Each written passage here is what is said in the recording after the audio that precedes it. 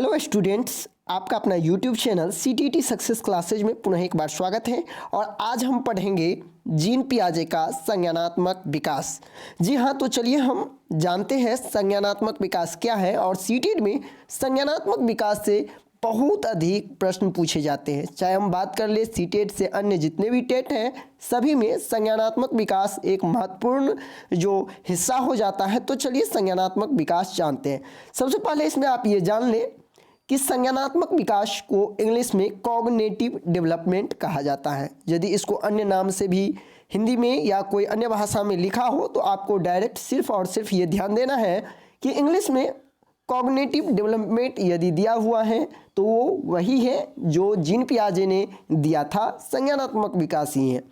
आप ये जान लें कि ये जो आप देख रहे हैं स्क्रीन पे, यही है हमारे जीन पियाजे जी, जो कि संज्ञानात्मक विकास का सिद्धांत अपना दिया था और जो कि स्विट्जरलैंड के थे। आप स्क्रीन पे देख सकते हैं, ये जो मनोवैज्ञानिक थे वो स्विट्जरलैंड के थे और इन्हीं का सिद्धांत था संज्ञानात्मक विकास अर्थात कॉग्निटिव डेवलपमेंट। अब चलिए हम जानते हैं इसके बारे में और ये क्या क्या अपना थॉट दिए थे और इसका क्या थॉट था। सबसे पहले हम आपको बता दें कि संज्ञानात्मक विकास के अंतर्गत बहुत सारे प्रत्यय आते हैं, तो उसमें हम जान लेते हैं जो कौन कौन से प्रत्यय हैं।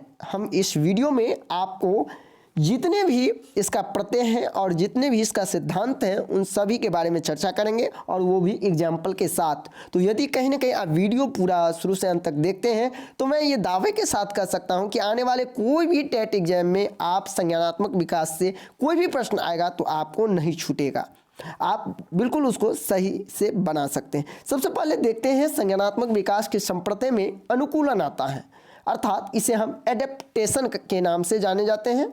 इंग्लिश में इसे एडेप्टेशन कहा जाता है। तो चलिए हम जानते हैं अनुकूलन होता क्या है। सबसे पहले आपको बता दें, वातावरण के अनुसार अपने आप को ढालना अनुकूलन कहलाता है। अर्थात कोई बच्चा यदि अपने आप को ढालता है उस वातावरण के अनुसार तो वो क्या कहलाएगा, अनुकूलन। अब आप ये जाने कि अनुकूलन को दो प्रक्रिया होता है, पहला आत्मसातीकरण और दूसरा समायोजन। तो हम सबसे पहले जान लेते हैं आत्मसातीकरण क्या है। तो आत्मसातीकरण को आप ध्यान रखेंगे ही, इसका दो तीन नाम भी हो सकता है, आत्मसातीकरण, आत्मसातीकरण बहुत सारे, और लेकिन इंग्लिश में आपको एक ही चीज़ मिलेंगे, वो है एसिमिलेशन। आप याद रखेंगे इस चीज़ को, इंग्लिश वर्ड जो है एसिमिलेशन, उसको ध्यान रखेंगे। इसका कहना है आत्मसातीकरण का कि पूर्व ज्ञान को नए ज्ञान से जोड़ना आत्मसातीकरण कहलाता है। अब सबसे पहले हम जानेंगे जो पूर्व ज्ञान को नए ज्ञान से बालक कैसे जोड़ता है। तो एग्जाम्पल के माध्यम से हम बताने की यहाँ कोशिश किए हैं। आप देख सकते हैं ये दोनों डॉगी है, आप देख सकते हैं, लेकिन यहाँ एक व्हाइट डॉग है और दूसरा ब्लैक डॉग है, जो कि आप स्क्रीन पे देख सकते हैं। एक छोटा सा बच्चा था, उन्होंने क्या किया, तो सबसे पहले एक व्हाइट डॉग को देखा, एक उजला जो कुत्ता था उनको देखा। कुत्ता को देखने पर उन्होंने उन्हें देखा, उन्हें समझा कि आखिर कुत्ते के दो आँख होते हैं, दो कान होते हैं, चार पाँव होते हैं, एक पूँछ होता है, ये भौंकता है, बहुत सारे उनके पास इसके संबंध में ज्ञान था। वो कुत्ता व्हाइट था। लेकिन कुछ दिनों के बाद उन्होंने एक और कुत्ता को देखा, वह काला था, उनको भी दो आँख थे, दो कान थे, पूँछ था और भौंक भी रहा था। यानी यहाँ पे ये बताने की हम कोशिश कर रहे हैं कि पूर्व में उनको इस चीज़ का ज्ञान था, जो कुत्ते के एक पूँछ होते हैं, चार पाँव होते हैं, दो आँख होते हैं, दो कान होते हैं।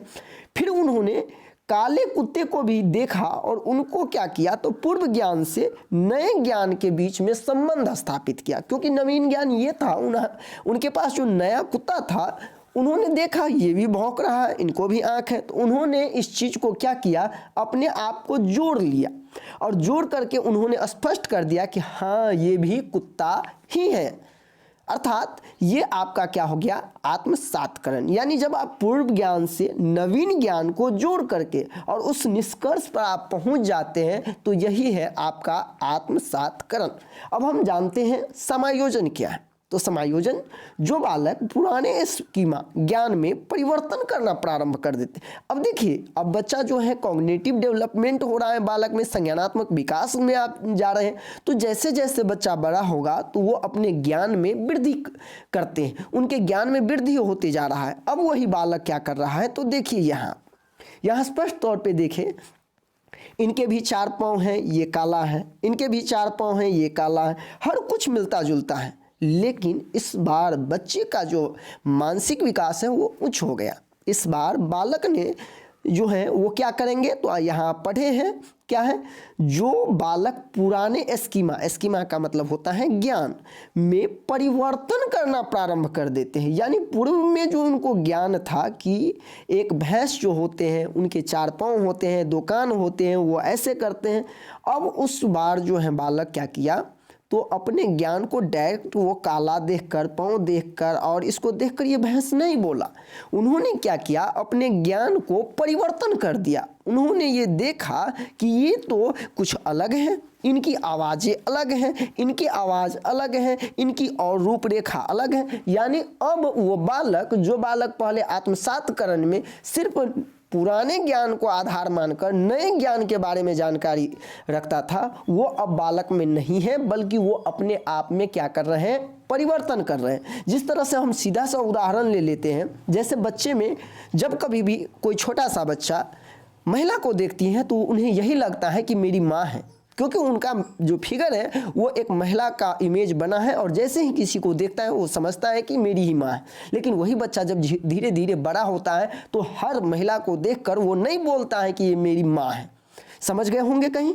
अब हम बढ़ते हैं कॉग्निटिव डेवलपमेंट स्टेज। आज हम इस वीडियो में आपको बताएंगे जितने भी, वो भी आपको एग्जाम्पल के माध्यम से, और ये चारों अवस्था जो अक्सर सीटेट परीक्षा में पूछे जाते हैं वो आपको क्लियर होने वाला है।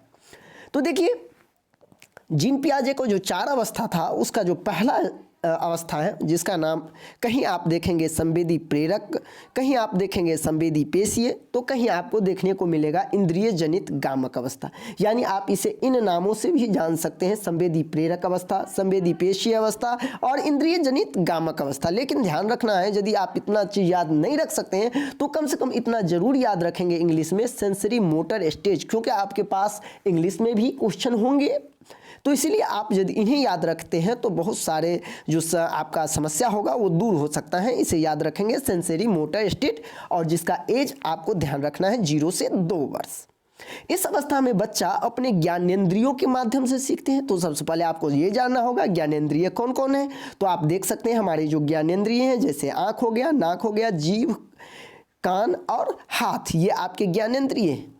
तो यहाँ कह रहा है कि ज्ञानेंद्रिय से बालक क्या करते हैं, सीखते हैं। यानी इस अवस्था के बालक अपने नाक, कान, हाथ, अब आपसे यदि सीटेट में क्वेश्चन पूछता है किस अवस्था के बालक अपना क्रिया आँख, कान, नाक आदि के आधार पर मान करके करता है, तो यह जीन पियाजे कौन अवस्था है, तो वहाँ सीधा सा आपको आंसर देना है इंद्रिय जनित गामक अवस्था, या बहुत सारे यहाँ ऑप्शन हो सकते हैं। इंग्लिश में आप देखेंगे तो सेंसरी मोटर स्टेज।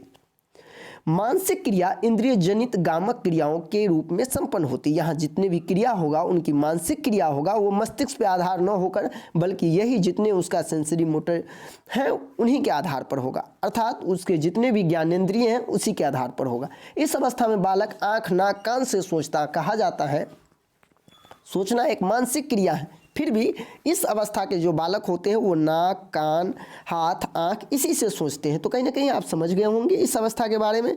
इसमें और भी कुछ है कि बालक जिस वस्तु को प्रत्यक्ष रूप से देखते हैं उसी के लिए उनका अस्तित्व होता है। देखिए ये अवस्था ऐसा है, आप देखे होंगे यदि उनको आप लड्डू दिखाते हैं तो कुछ देर के लिए लड्डू चिल्लाएगा, फिर हट गया, फिर वो शांत।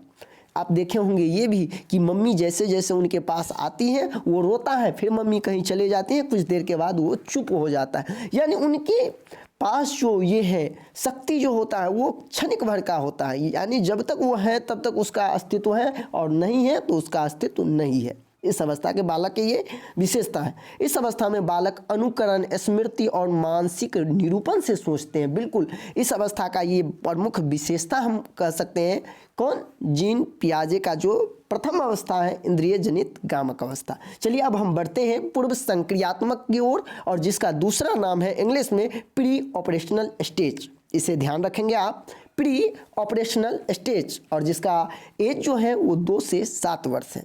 इस अवस्था में बालक अपने परिवेश की वस्तुओं को पहचानने एवं उसमें विभेद करने लगता है। जैसे टेबल में और मेज में वो अंतर करने लगता है, जैसे वो किताब और कॉपी में अंतर करने लगता है। बहुत सारे ऐसे चीज़ हैं। पेन और पेंसिल में अंतर करने लगता है, वो जानने लगता है ये पेन है वो पेंसिल है। 2 से 7 वर्ष के बालक को यदि आप ये बताते हैं कि नहीं ये दोनों पेन है, तो वो कहेगा नहीं सर गलत बोल रहे हैं, ये पेन है और पेंसिल है। ये 2 वर्ष के से लेकर के 7 वर्ष के बालक में होते। तो यदि आपसे कभी भी पूछे किस अवस्था में बालक वस्तुओं को पहचानने एवं विभेद करने लगते हैं, तो वो होगा पूर्व संक्रियात्मक, और जिसका नाम है प्री ऑपरेशनल स्टेज। इसके बाद है इसमें, इस अवस्था में बच्चा अपने सामने आने वाले चीज़ों को देख सकता है, समझ सकता है, परंतु कोई क्रिया नहीं कर सकता है। देखिए कितना, इस अवस्था के बालक क्रिया नहीं करते हैं, वो सिर्फ देखेगा, समझेगा, उसके बारे में जानेगा, लेकिन कहिएगा उस पर कुछ निष्कर्ष दे, उस पर कुछ सोचे, ऐसा नहीं। अर्थात उस अवस्था के बालक आपको ये तो बता सकता है जो सर ये पेन है और ये पेंसिल है, लेकिन ये नहीं बता सकता है जो दोनों अलग क्यों हैं, आखिर ये पेन क्यों है और ये पेंसिल क्यों है। इस पर उनको मानसिक क्रिया करने की क्षमता अभी नहीं होती है। इसलिए कहा गया है इस अवस्था में सामने वाले चीज़ों को वो देख भी सकता है, समझ भी सकता है, परंतु उस पर कोई क्रिया नहीं कर सकता है। अगला जो पॉइंट है उसी का, इस अवस्था में बालक में वस्तु स्थायित्व का गुण आ जाता है। इस अवस्था के बालक में वस्तु स्थायित्व का गुण आ जाता है। कौन वस्तु बड़ा है, कौन छोटा है, ये छोटा नहीं हो सकता है, ये बड़ा नहीं हो सकता है, ये सब गुण उसमें आ जाता है। इस अवस्था में बालक में अहम केंद्रित होता है। इस अवस्था के बालक में क्या होते हैं? अहम केंद्रित। अब बहुत सारे स्टूडेंट्स को ये पता ही नहीं है अहम केंद्रित क्या है, तो उनके लिए हम चॉकलेट लेके आए हैं जो वो समझे अहम केंद्रित क्या होता है। अच्छा, चॉकलेट आपके लिए नहीं है, बच्चे के लिए। चलिए तो हम चॉकलेट के माध्यम से समझ लेते हैं जो आखिर अहम केंद्रित होता क्या है। देखिए, जब बच्चा सोचना शुरू कर देता है कि वो जो कर रहा है, जो सोच रहा है, वो सब ठीक है। देखिएगा एक छोटा सा जो बच्चा होता है ना, वो क्या करते हैं, किसी भी चीज़ में अपना एकदम कहेगा जो नहीं ऐसा होगा तो होगा, हम यही खाएंगे, हम लिट्टी ही खाएंगे, हम चॉकलेट ही खाएंगे। इतना ज़्यादा वो जो है ना, और मम्मी उसके लिए पीटती भी है, लेकिन उस मम्मी को तो समझ ही नहीं होता है कि बालक अभी अहम केंद्रित अवस्था में है। उनको ये पता होना चाहिए कि बच्चा अहम केंद्रित है। अब देखिए, पापा कहेगा नहीं डेयरी मिल्क ले लो, और बच्चा कहेगा नहीं हम किटकैट लेंगे, जबकि पता है दोनों बहुत ही अच्छा है, टेस्टी होता है। फिर भी वो क्या करेगा, कहेगा नहीं हम डेयरी मिल्क ही लेंगे, किटकैट नहीं लेंगे। अर्थात कहने का मतलब जो वो सोच रहा है, जो वह कह रहा है, जो उनको अच्छा लग रहा है, उन्हीं पे वे अडिग रहेगा, बशर्ते वो गलत हो या सही हो, उससे कोई मतलब नहीं है। समझ गए होंगे अहम केंद्रित क्या होता है? यानी बालक खुद पर, बालक का खुद अपना मत, बालक का खुद अपना कोई चीज़। इसके बाद हम बढ़ते हैं अपलटावी। बार बार ये क्वेश्चन आता है अपलटावी क्या है, तो चलिए हम जान लेते हैं अपलटावी को। देखिए यहाँ एक बच्चे को प्रश्न आया जो बताओ 4 + 5 कितना हुआ, तो उन्होंने बताया 9। फिर उसी बच्चे को हम प्रश्न दिए 5 + 4 बराबर, अब बच्चा को नहीं हुआ। यानी एक बच्चा जो संख्या को जोड़ तो सकता है, लेकिन उसको अलट पलट करके हम यदि दे देते हैं तो वो नहीं बना पाता है। यही है अपलटावी। और याद रखिएगा आप लोग, जो पूर्व संक्रियात्मक होता है, प्री ऑपरेशनल स्टेज होता है, उसमें इस चीज़ का अनुभव बालक को नहीं होता है। यानी अपलटावी जो गुण होता है वो उसमें नहीं होता है, यानी वो अलट पलट करके इस तरह का जवाब देना उसके अंदर जो है इस चीज़ की क्षमता नहीं होती है। चलिए हम बढ़ते हैं आगे। इसमें बच्चा वस्तुओं, संख्याओं, समस्या आदि को पलटना नहीं सीखा रहता है, यानी अलट पलट वो नहीं सकता है। यानी आप समझ गए होंगे अपलटावी भी प्री ऑपरेशनल स्टेज में आता है, अहम केंद्रित भी प्री ऑपरेशनल स्टेज में आता है। अब हम बढ़ते हैं मूर्त, ठोस, या जिसे कहा जाता है अनौपचारिक संक्रियात्मक अवस्था। इसको इंग्लिश में कॉन्क्रीट ऑपरेशनल स्टेज कहा जाता है। याद रखेंगे क्या? तो कॉन्क्रीट ऑपरेशनल स्टेज, और इसका एज भी आपको याद रखना होगा 7 से 11 वर्ष। इस अवस्था में बालक वस्तुओं को पहचानने, विभेद करण तथा वर्गीकरण करने की योग्यता का विकास होता है। ध्यान से सुनिएगा, इसमें बालक आप देख रहे हैं, इसे ठोस कहा जाता है। जो बच्चे के सामने होते हैं, जैसे यहाँ देखिए बच्चे यहाँ हैं और बच्चे ये टेबल देख रहे हैं, चेयर देख रहे हैं, इस सब को देख रहे हैं। अब वो उनको छू करके, उनको स्पर्श करके, जो आप कह सकते हैं, उसे देख करके, उसके बारे में अनुभव करके वो अपना इस पर थॉट दे सकते हैं, अलग कर सकते हैं, उसके बारे में आपको बता सकता है, उस पर चिंतन कर सकते हैं। अर्थात मूर्त जो होता है, मूर्त संक्रियात्मक अवस्था, इस अवस्था में बालक में यह विशेषता पाया जाता है कि जो बालक के सामने प्रत्यक्ष रूप से होता है, मूर्त रूप से होता है, उन्हीं पर वो चिंतन करते हैं। जैसे कि आपके सामने टेबल, चेयर, ये सब जो उपस्थित है यहाँ आप देख सकते हैं, इस पर बच्चे को हम बोलेंगे चिंतन करने के लिए, तो आराम से चिंतन कर सकता है। ये बता भी देगा देख करके, जो ये जो है अलग है और ये चीज़ अलग है, क्यों अलग है वो भी वो बच्चा बता सकता है। कहा जाता है कि बालक अपने पर्यावरण के साथ अनुकूलन करने के लिए अनेक नियमों को सीख लेता है। अनुकूलन हम पहले ही बता चुके हैं आपको, अनुकूलन क्या होता है। तो उस अनुकूलन के लिए अनेक प्रकार के वो नियम बना लेते हैं, थॉट मन में बना लेते हैं। किस अवस्था में? तो मूर्त संक्रियात्मक अवस्था में। चलिए हम फिर अगला पॉइंट इसका देख लेते हैं। क्या इस अवस्था में बालक सजीव निर्जीव, देखिए बहुत ही ज़्यादा देखिएगा, जब आप पूर्व संक्रियात्मक अवस्था में होते हैं, जब आप इंद्रिय जनित गामक अवस्था में होते हैं, तो आपकी मम्मी क्या बोलती रहती है? अब बच्चा बोलता है मम्मी हम गिर गए, या वो बोलता नहीं है, वो गिरता है तो रोने लगता है। मम्मी क्या करती है? तो जहाँ से गिरा होता है ना, उसको पीटता है, तो बच्चा खुश हो जाता है, क्योंकि उस बच्चे को ये पता नहीं होता है जो चेयर, टेबल, ये सब जो है निर्जीव है। लेकिन वही बालक जब इस अवस्था में आते हैं, मूर्त, ठोस या अनौपचारिक अवस्था में आते हैं, तो वो जानने लगते हैं ये जो टेबल है वो निर्जीव है, ये सजीव है, इन सब चीज़ के बारे में वो जानने लगते हैं। तो यदि आपसे प्रश्न पूछे किस अवस्था में, जीन पियाजे की कौन सी अवस्था में बालक सजीव और निर्जीव के बारे में जानना प्रारंभ कर देते हैं, तो वो होगा मूर्त संक्रियात्मक अवस्था, अर्थात कंक्रीट ऑपरेशनल स्टेज। चलिए इसके बाद अगला जो पॉइंट है आप देख सकते हैं, इस अवस्था में बालक किसी पूर्व और अंश के संबंध में तर्क कर सकते हैं। देखिए इस अवस्था में जैसे ही आप पहुंच जाइएगा, तो देखिए जैसे कि आप एक मंजिल घर बना लेते हैं और आपका टारगेट होता है 4 मंजिल बनाने का, तो आप 1 मंजिल बना लिए हैं, तो ये सोचने लगते हैं जो आखिर 4 मंजिल अब कैसे बनाना है, क्या क्या लगेंगे, कितना लगेंगे। यानी आप जितना खत्म कर चुके हैं और जितना आपको बनाना है, अंश का मतलब आप समझ गए होंगे जो आगे का, पूर्व मतलब पहले और अंश मतलब जो होने वाला है, इन दोनों के बीच में वो अपना संबंध स्थापित कर लेते हैं और दोनों के बीच में वो अपना ज्ञान को, पूर्व ज्ञान से और नवीन ज्ञान को जोड़ने लगता है।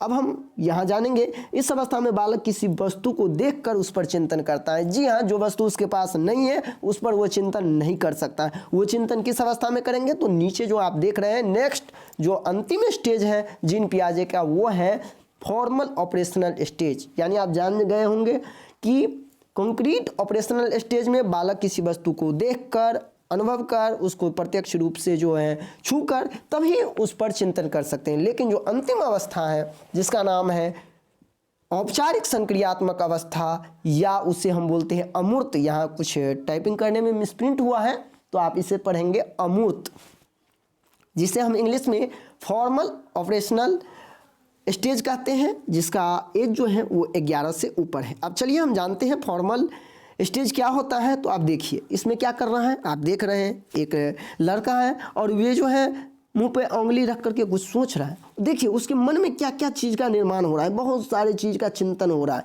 देखिए अब बताइए, उसमें उसके पास कंक्रीट ऑपरेशनल स्टेज में क्या था, बच्चों के पास कोई वस्तु था, कोई सामग्री था और उसे देख करके सोच रहा है। क्या आप बताइए, ये जितने बल्ब आप देख रहे हैं, बहुत सारे इंस्टाग्राम का चिन्ह देख रहे हैं, बहुत सारे जो भी है डाटा, क्या आप उसके सामने ऐसा देख रहे हैं? नहीं, उनके माइंड में ऐसा चल रहा है। और जब कभी भी ऐसा चलता है ना, तो वही कहलाता है क्या, अमूर्त तार्किक चिंतन, अर्थात जो आपके पास नहीं है विद्यमान, अर्थात जो आपके पास प्रत्यक्ष रूप से नहीं है, अर्थात जो काल्पनिक रूप से है, उस पर यदि चिंतन करते हैं तो वही कहलाता है फॉर्मल ऑपरेशनल स्टेज, अर्थात अमूर्त संक्रियात्मक अवस्था। जैसे कि उस अवस्था के बालक की ये भी पहचान होती है कि ये जितने आप रीजनिंग सब जो देखते हैं ना, वो सब जो आता है वो फॉर्मल स्टेज में ही आता है। यानी यदि आप किसी भी बालक को कॉन्क्रीट ऑपरेशनल स्टेज में यदि आप रीजनिंग सब बनाने के लिए देते हैं तो वो नहीं बना पाएगा। उसके लिए उसे क्या होगा, तार्किक चिंतन करना पड़ेगा। और ये अमूर्त रूप से तार्किक चिंतन तभी हो सकता है जब बालक अमूर्त संक्रियात्मक अवस्था में पहुंचे होंगे। इसकी कुछ विशेषता भी है, वो हम जान लेते हैं। तो इसमें कहा है इस अवस्था में बालक अमूर्त तार्किक चिंतन करना प्रारंभ कर देते। यदि हमें पूछा जाएगा तार्किक चिंतन कब, तो पूर्व संक्रियात्मक में। और यदि आपसे पूछा जाएगा कि अमूर्त तार्किक चिंतन किसमें, तो उसके लिए होगा आपका अमूर्त संक्रियात्मक अवस्था में। यदि सीधे पूछे तार्किक चिंतन तो उसके लिए हो जाएगा अमूर्त, और यदि कहेगा अमूर्त तार्किक चिंतन तो फिर उसके लिए हो जाएगा अमूर्त संक्रियात्मक अवस्था, वही जो आप पढ़ रहे हैं चौथा स्टेज। इस अवस्था में बालक निर्णय लेने की क्षमता का विकास हो जाता है। देखिए खुद निर्णय ले लेगा किसी कार्य पर। क्यों? क्योंकि आप बालक किसी कार्य के प्रति गंभीर हो गए हैं, सोचने लगे हैं, उस पर चिंतन करने लगे, तो स्वाभाविक सी बात है उस पर आप निर्णय ले सकते हैं। इस अवस्था की ये सब विशेषता है। इसके बाद इस अवस्था में बालक समस्या को अपने संक्रिया के माध्यम से हल करता है। संक्रिया अर्थात आपका ज्ञान, अर्थात आपकी अंदर जो मानसिक क्रिया है वही संक्रिया कहलाता है। यानी आपके अंदर वो क्षमता हो जाता है जो किसी भी समस्या को आप अपने माइंड के आधार पर हल कर लेते हैं। जैसे कि कोई बच्चा बोलता रहता है हम अपने दिमाग से इस काम को पूरा किए, तो वही जो बोलता है अपने दिमाग से हम पूरा किए वही कहलाता है इसका अपना क्या, तो लास्ट वाला जो स्टेज होता है अमूर्त संक्रियात्मक अवस्था। इसके बाद है लास्ट। इस अवस्था में बालक किसी चीज़ के बारे में कल्पनात्मक रूप से सोचता है। बिल्कुल सही, क्योंकि इसमें तो प्रत्यक्ष होता ही नहीं है। इसमें हम कहाँ पहुँच गए हैं, फॉर्मल में। तो इसमें जो है कल्पनात्मक रूप से किसी भी चीज़ के बारे में सोचता है। एक इंजीनियर जो होता है ना वो कल्पनात्मक रूप से सोचता है। वो कॉपी पे ही आपको मेट्रो रेल दौड़ा देगा, वो कॉपी पर ही 3 तल्ला मंजिल बना देगा, वो कॉपी पर ही पुल का निर्माण कर देता है। क्यों? क्योंकि कल्पनात्मक होता है उसमें। अब चलिए कुछ महत्वपूर्ण बिंदु है उसको भी आप जान लेते हैं। इसके अंतर्गत कहा गया है कि प्रत्येक बालक अपने अनुभवों को अर्थपूर्ण बनाने के लिए क्रियाशील होता है। देखिए कोई भी चीज़ को अनुभव आपका है उसको आप अर्थपूर्ण ढंग से यानी उसको सही सिस्टम में एक लाने के लिए, एक तथ्यात्मक रूप से लाने के लिए हमेशा क्या होते हैं, क्रियाशील होते हैं। कहता है ज्ञानात्मक विकास नकल पर आधारित न होकर खोज पे। ये जीन पियाजे का अपना थॉट था, जीन पियाजे का कहना था। कोई ज़रूरी नहीं हर चीज़ का ज्ञान आदमी को नकल से ही होता है, देख करके ही होता है। बहुत सारे ऐसे ज्ञान होते हैं जो बालक को क्या होते हैं, अपने खोज पे आधारित होते हैं। मुझे भी बहुत सारे, आपको अंदर भी होगा। आप कभी आग के पास बैठे होगे तो गर्मी लगा होगा और कहीं ना कहीं वो आपको पता होगा कि आग जो है वो गर्म होता है। क्यों? क्योंकि आप अनुभव किए हैं। अगला जो पॉइंट है वो है क्या है, तो बच्चों को गलती करने एवं उन्हें स्वयं सुधारने का अवसर देना चाहिए। बिल्कुल सही बात है, गलती करेगा फिर उसको हम मौका जरूर देंगे सुधारने का। ऐसा नहीं उसकी गलती को हम भयंकर दंड या किसी अन्य चीज़ में उसको लेंगे। आगे है जीन पियाजे के अनुसार बच्चे में बुद्धि का विकास जन्म के साथ ही जुड़ा होता है। बिल्कुल, इसीलिए ना 0 से 2 हम बोले हैं।